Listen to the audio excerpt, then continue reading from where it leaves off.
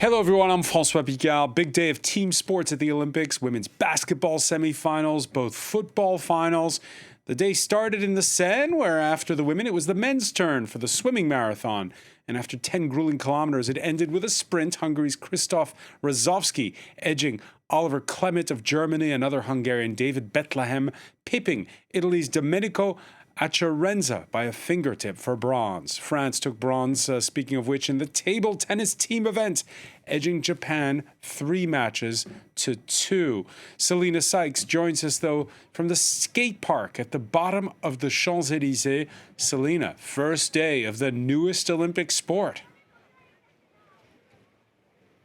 That's right, Francois. Breaking making its debut at this Olympics, and unfortunately it's the last Olympics. It hasn't been retained for LA in 2028, so lots of people here to enjoy it whilst they can. It first had a lot of success at the Youth Games, and that's why it was debuted here at the Olympics in this urban park, which of course has many urban sports that have been added recently to the Olympics in a bid to attract more young viewers to the Games. The breaking, its origins coming, of course, from the Bronx in New York from the 1970s in the US. There will be 32 breakers competing here today and tomorrow. That's 16 women, or B-girls, and 16 men, known as B-boys. The competition here at the Olympics, well, it works quite simply. Dancers will be competing in one-on-one battles, and they'll be competing during two 60-second throwdown. A throwdown is when a breaker starts breaking, quite simply, starts busting their moves, shall we say. The DJs start spinning the music, and a host on a microphone and 9 judges choose who they think had the better moves. It's the DJ that selects the music, and the breakers are given points regarding freestyle, or how they manage to improvise according to the music, and they show their moves in turn with a variety of moves and execution and originality. There's all the sorts of things that breakers will be getting points for. There'll be 16 competitors for the men and the women. They'll be divided into groups, and there'll be kind of a round-robin situation until we'll obviously be left with 2 finalists that will face each other off in that last final battle for the gold medal. Obviously, there's been no Olympics beforehand to kind of know who the real favourites are or not, though we can take the World Championships from last year as an indicator. Back in 2023, it was Victor from the United States that won for the B-boys, and it was a B-girl, Nikita from Lithuania, who won for the women. And when you're covering the Games, Selina, it's all about location. It doesn't get any better than where you are right now. That's right. I will really say this is kind of the heart of where it's happening. Loads of tourists and visitors who don't even have tickets are coming here to walk around. This really is one of the most picturesque parts of Paris, right in the centre. You've obviously got the massive urban park. You can see just behind me, Place de la Concorde.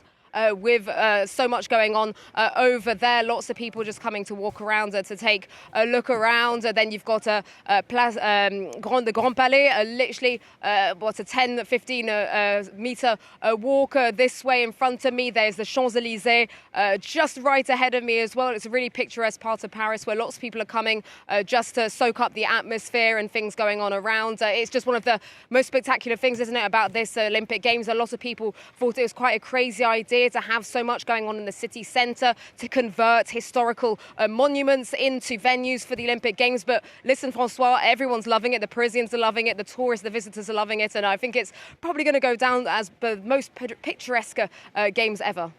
And your iconic moments of this Olympiad, Selina?